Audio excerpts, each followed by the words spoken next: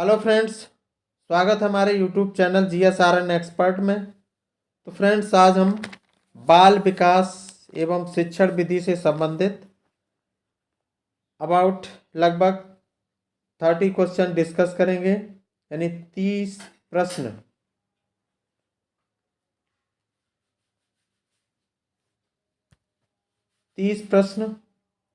यानी 30 question discuss करेंगे। तो फ्रेंड्स, वीडियो को लाइक करें और चैनल को सब्सक्राइब करें।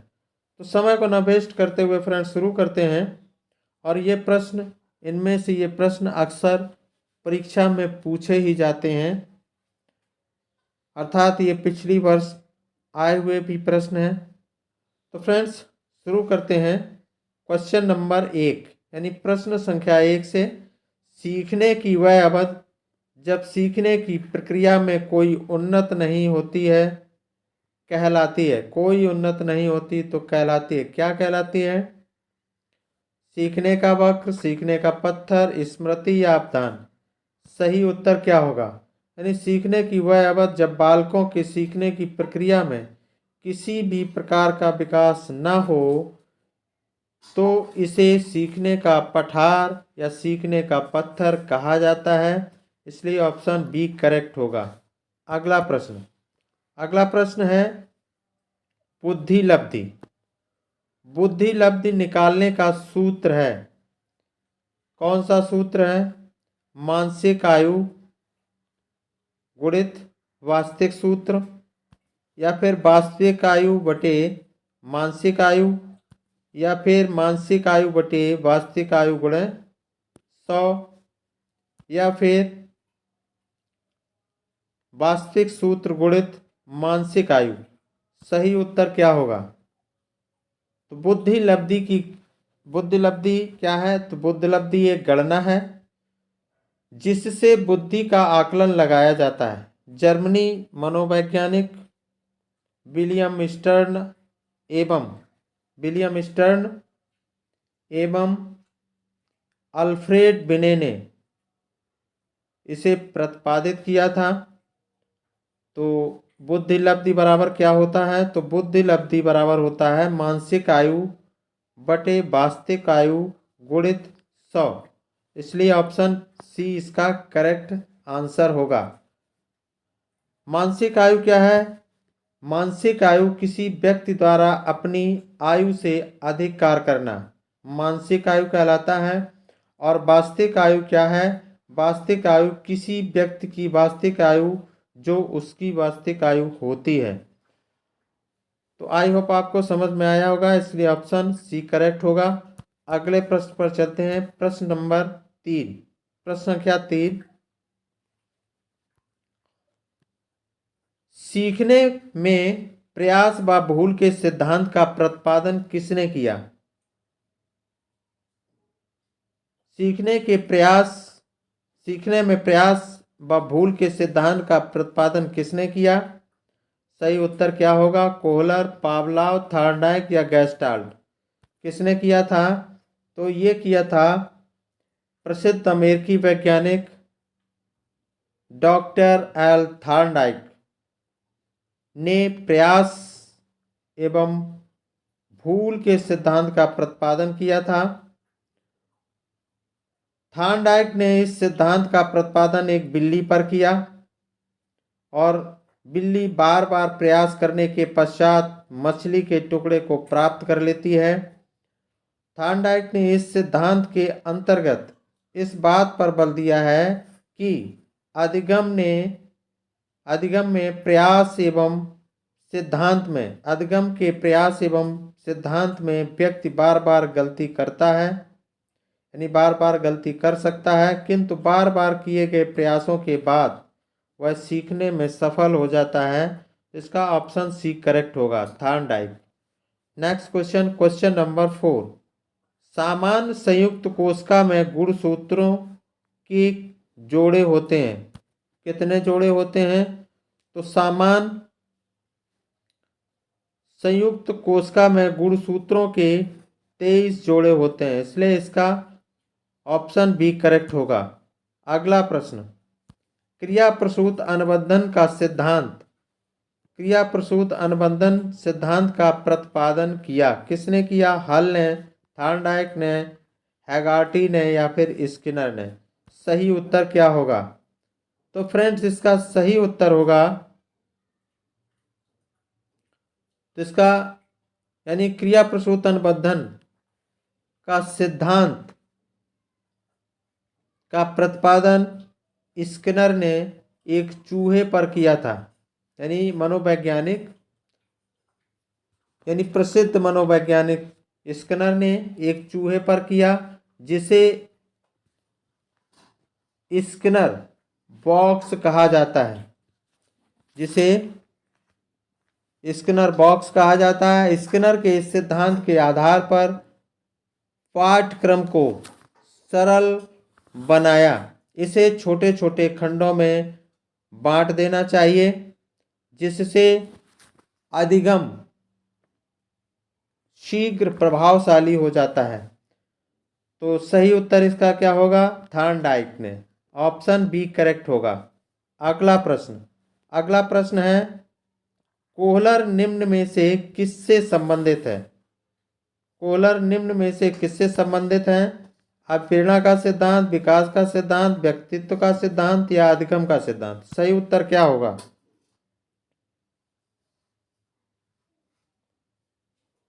सही उत्तर क्या होगा? प्रसिद्ध गेस्टाल्ट मनोवैज्ञानिक कोहलर ने अंतर्दृष्टि या सूझ के सिद्धांत को प्रतिपादित किया, जो सीखने के सिद्धांतों यानी अधिगम के सिद्धांतों से संबंधित है। कोहलर ने सुल्तान नामक चिंपैंजी पर, किस पर?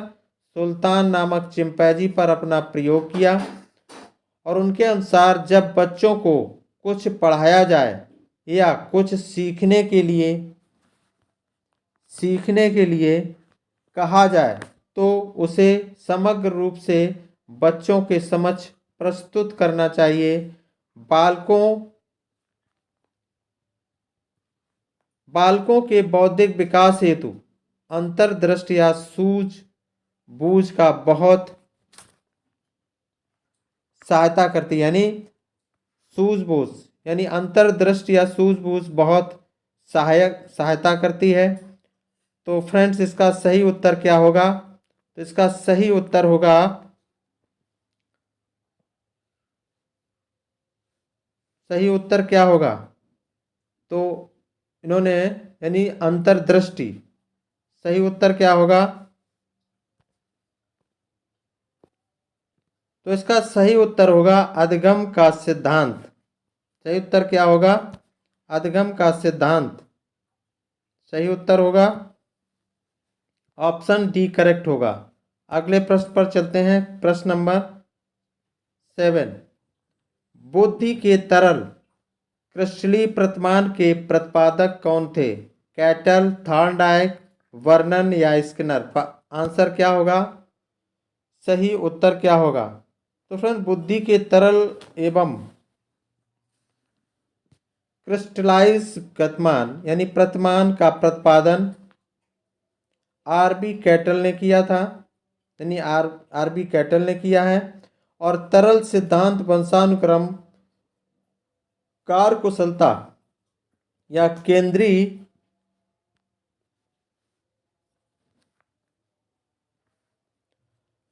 नारी संस्थान को दी हुई विशेषताओं पर आधारित एक सामान्य योग्यता है, जबकि क्रिस्टलाइज की एक प्रकार की सामान्य योग्यता है जो अनुभव, अधिगम तथा अनुभव पर आधारित है। तो फ्रेंड इसका सही उत्तर क्या होगा? इसका सही उत्तर होगा कैटल। ऑप्शन ए करेक्ट होगा। नेक्स्ट क्वेश्चन नंबर 8, शिक्षण हेतु मानसिक उत्तेलन प्रतिमान का प्रयोग निम्न में से किसके सुधार हेतु किया जाता है?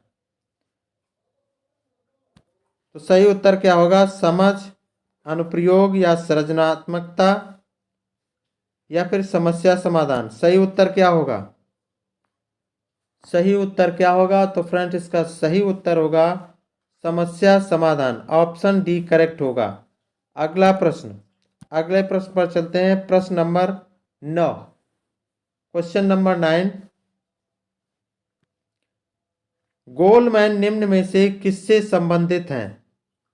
सामाजिक बुद्धि, संवेगात्मक बुद्धि या आध्यात्मिक बुद्धि या फिर सामान्य बुद्धि, किससे संबंधित है? सही उत्तर क्या होगा? तो इसका सही उत्तर होगा, सही उत्तर संवेगात्मक बुद्धि, ऑप्शन बी करेक्ट होगा। ऑप्शन बी करेक्ट होगा। तो डैनियल गोलमैन ने संवेगात्मक बुद्धि का सिद्धांत दिया है। गोलमैन ने इस सिद्धांत को अपनी पुस्तक इमोशनल इंटेलिजेंस यानी इमोशनल इंटेलिजेंस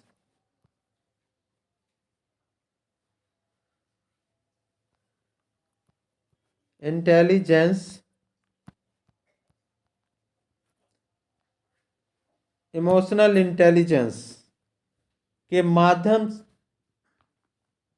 से संपूर्ण विश्व में प्रचलित कर दिया।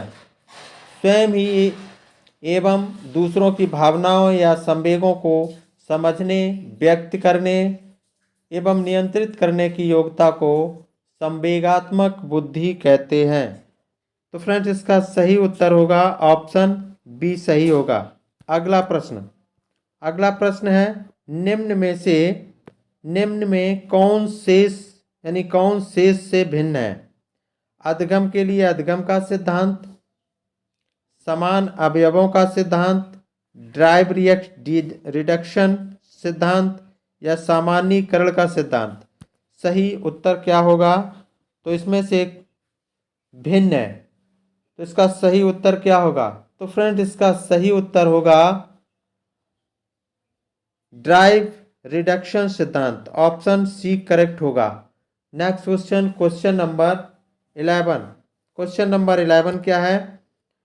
संज्ञानात्मक संप्राप्ति का न्यूनतम स्तर है ज्ञान, बोध, अनुप्रयोग, विश्लेषण। सही उत्तर क्या होगा? तो फ्रेंड्स, संज्ञानात्मक संप्राप्ति का न्यूनतम स्तर ज्ञान है, ऑप्शन ए सही होगा। अगला प्रश्न है प्रश्न नंबर 12।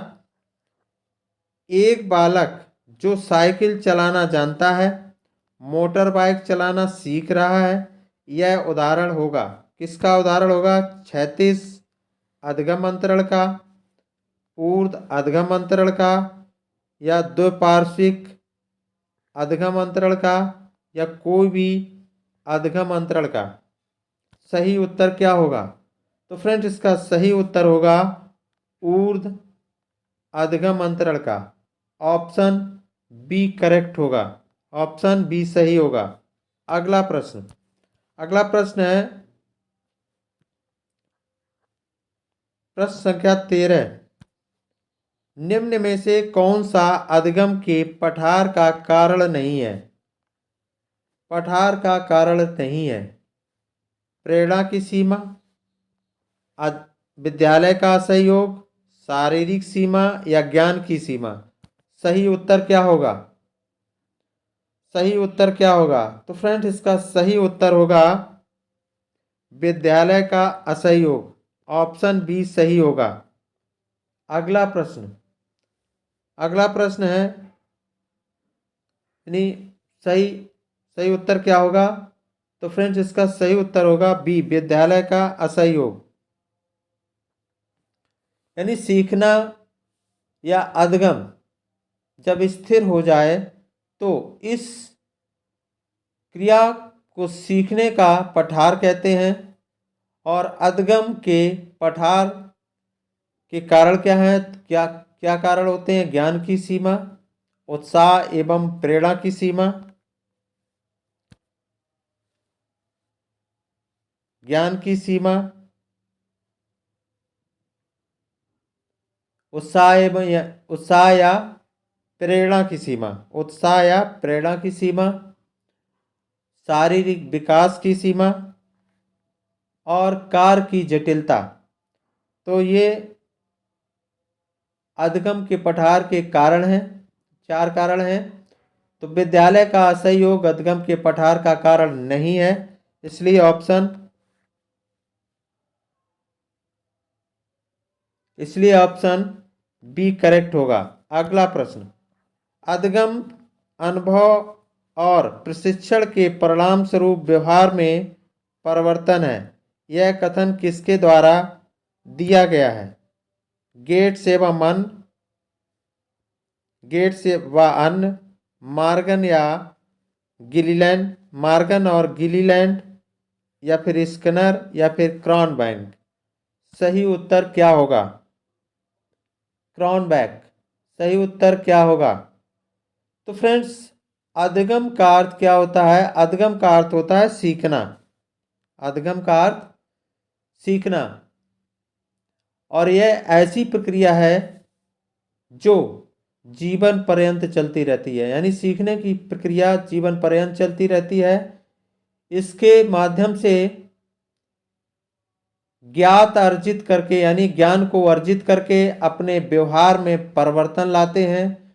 गेट्स एवं अन्य मनोवैज्ञानिक, गेट्स एवं अन्य मनोवैज्ञानिकों ने अधिगम को परिभाषित करते हुए कहा है कि अधिगम अनुभव एवं प्रशिक्षण के व्यवहार में परिवर्तन है।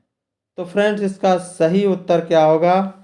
तो इसका सही उत्तर होगा गेट्स व अन्य, ऑप्शन ए करेक्ट होगा। अगला प्रश्न है स्टैनफोर्ड विनय परीक्षण मापन करता है व्यक्तित्व का, पढ़ने की दक्षता का, बुद्धि का, इनमें से कोई नहीं। सही उत्तर क्या होगा? तो इसका सही उत्तर होगा बुद्धि का। सही उत्तर क्या होगा? तो इसका सही उत्तर होगा बुद्धि का, ऑप्शन सी करेक्ट होगा। अगला प्रश्न क्या है? अंतर्मुखी व्यक्तित्व एवं बहिर्मुखी व्यक्तित्व का वर्गीकरण किसने किया? फ्राइड ने, जुंग ने, मन ने, या फिर आलपोर्ट ने। सही उत्तर क्या होगा? इसका भी सही उत्तर होगा जुंग ने, ऑप्शन बी करेक्ट होगा। अगला प्रश्न है प्रश्न नंबर 17। बच्चों के सामाजिक विकास को प्रभावित करने वाले कारक हैं। बच्चों के सामाजिक विकास को प्रभावित करने वाले कारक हैं। कौन से कारक हैं? तो इसमें सही कारक क्या हैं? कौन से कारक? आर्थिक तत्व, सामाजिक परिवेशजन्य तत्व, या शारीरिक तत्व, या फिर वंशानुगत तत्व। सही उत्तर क्या होगा? तो इसका सही उत्तर होगा फ्रेंड्स सामाजिक परिवेशजन्य तत्व, ऑप्शन बी करेक्ट होगा। अगला प्रश्न है निम्न में से कौन सा शारीरिक विकास का एक प्रमुख नियम है? निम्न में से कौन सा शारीरिक विकास का एक प्रमुख नियम है? सही उत्तर क्या होगा? तो शारीरिक विकास एक सतत विकास है, जो कभी मंद तो कभी द्रुत तेज गति से होता है। द्रुतगामी विकास शारीरिक विकास का प्रमुख नियम है। तो इसका सही उत्तर क्या होगा? तो फ्रेंड्स, 18 का सही उत्तर होगा द्रुतगामी विकास का नियम, ऑप्शन सी करेक्ट होगा। अगला प्रश्न है निम्न में से कौन सा विकास का सिद्धांत नहीं है? कौन सा विकास का सिद्धांत नहीं है? इसका सही उत्तर क्या होगा? शारीरिक विकास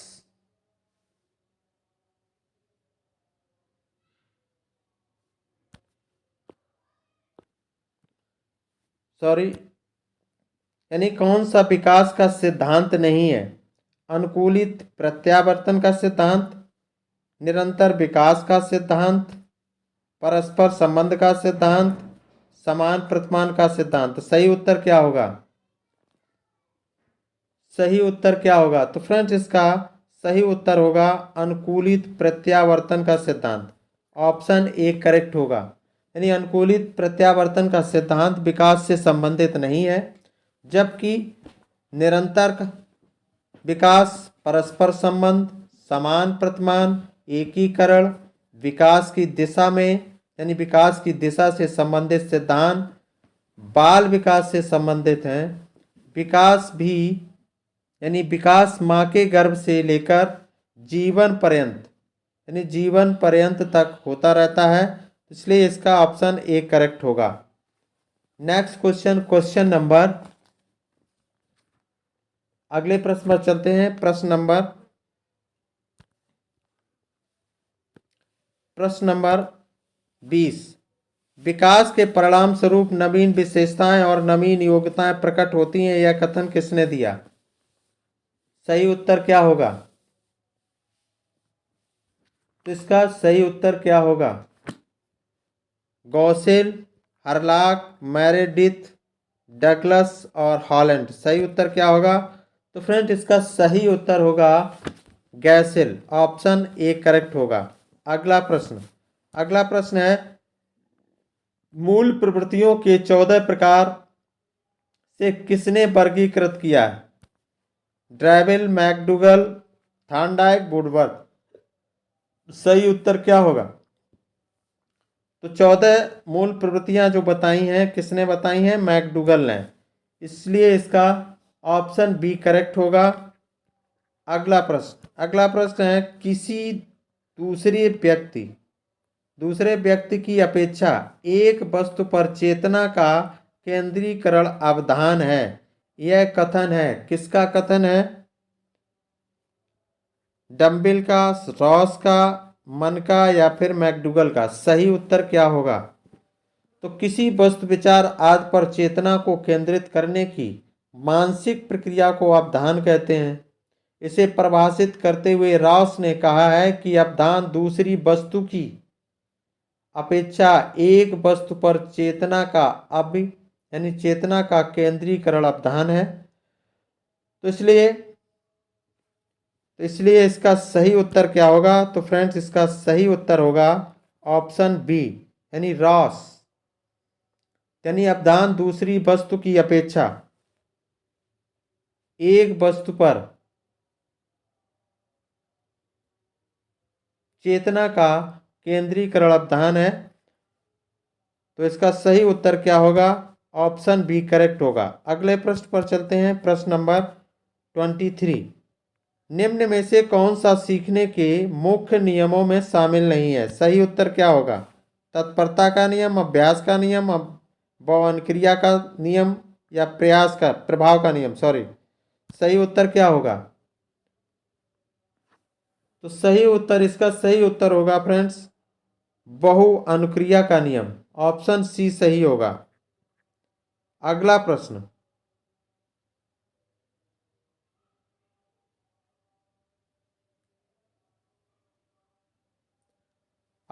है,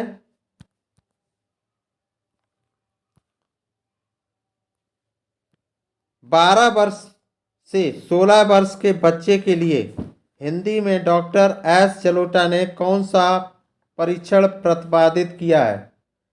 सही उत्तर क्या होगा? तो डॉक्टर एस जलोटा ने कौन सा परीक्षण प्रतिपादित किया है? अशाब्दिक बुद्धि परीक्षण, साधारण मानसिक योग्यता परीक्षण, आर्मी अल्फा परीक्षण या चित्रांकन परीक्षण? सही उत्तर क्या होगा?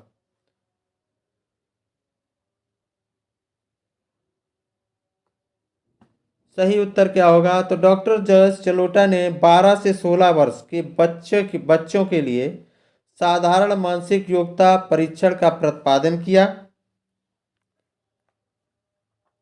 और यह व्यक्तिगत रूप से सीखने, अनुदेशों को समझने तथा समस्याओं के समाधान से संबंधित है।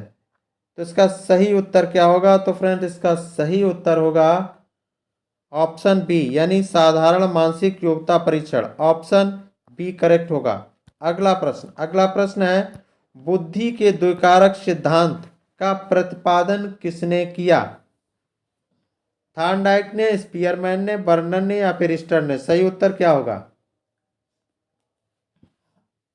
तो बुद्धि के द्विकारक सिद्धांत का सृजन स्पीयरमैन ने किया और इसके अनुसार बुद्धि के दो कारक होते हैं, सामान्य मानसिक योग्यता, सामान्य मानसिक योग्यता,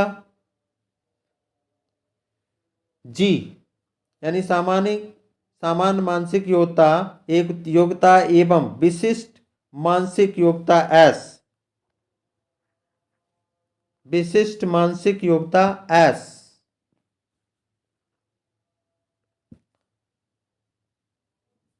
जिस व्यक्ति की जितनी अधिक सामान्य योग्यता होगी वह उतना ही तेज होगा, इसलिए इसका सही उत्तर क्या होगा? तो फ्रेंड इसका सही उत्तर होगा स्पीयरमैन, ऑप्शन बी करेक्ट होगा।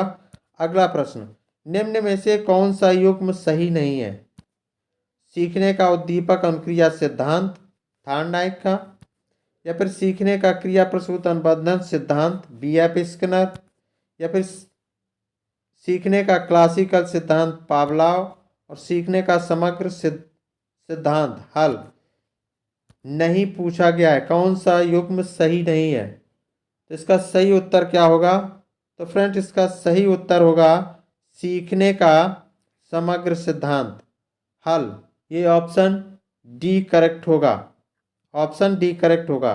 नेक्स्ट क्वेश्चन नंबर, ये सही नहीं है इसलिए नेक्स्ट क्वेश्चन नंबर, इसलिए इसका ऑप्शन डी सही होगा, सीखने का समग्र सिद्धांत ये हल, ये गलत है। इसका सही उत्तर, इसलिए इसका सही ऑप्शन डी युग्म सही नहीं है। Next question number, option D सही होगा इसका।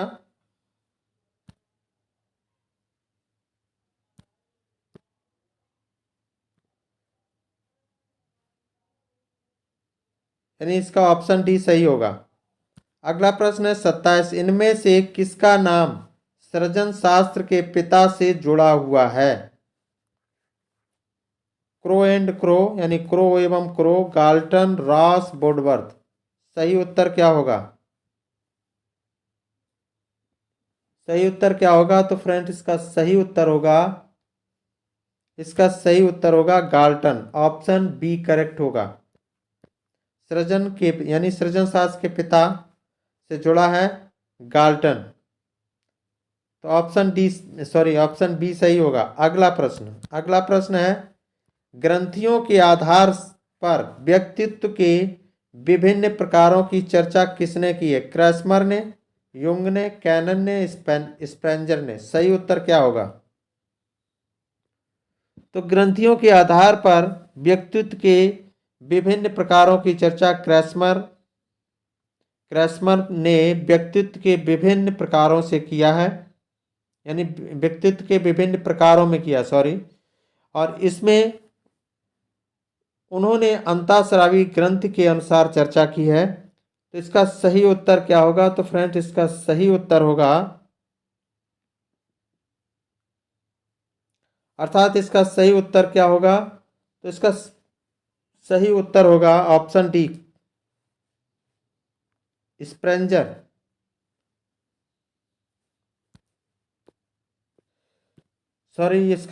ये नहीं होगा इसका, और ये नहीं होगा इसका ऑप्शन ए सही होगा, ऑप्शन क्रैस्मर। तो ऑप्शन ए सही होगा। अगले प्रश्न पर चलते हैं, सृजनात्मकता मौलिक परिणामों को अभिव्यक्त करने की मानसिक प्रक्रिया है। यह कथन है कॉल एवं ब्रूस का, ड्रैवहल का, डिहान का, या फिर क्रो एवं क्रो का। सही उत्तर क्या होगा? तो इसका सही उत्तर होगा friends crow and crow, option D correct होगा। यानी सृजनात्मकता व्यक्ति की वह योग्यता है जिसके द्वारा वह उन वस्तुओं या विचारों का उत्पादन करता है जो अनिवार्य रूप से नवीन हो, या अर्थात जिसे वह पहले से नहीं जानता हो। सृजनात्मकता के संदर्भ में क्रो एवं क्रो ने कहा है कि सृजनात्मकता मौलिक परिणामों को अभिव्यक्त करने की योग्यता है। तो फ्रेंड्स आई होप आपको समझ में आया होगा, इसलिए इसका ऑप्शन डी करेक्ट होगा। नेक्स्ट क्वेश्चन पर चलते हैं। Next question number 30, question number 30, विद्रोह की भावना की प्रवृत्ति निम्न में से किस अवस्था से संबंधित है? यानी अवस्था से संबंधित है, यहाँ पर से है, ये कटा हुआ है। किस अवस्था से संबंधित है? बाल्यावस्था, शैशवावस्था, किशोरावस्था यानी पूर्व किशोरावस्था, मध्य किशोरावस्था। सही उत्तर क्या होगा?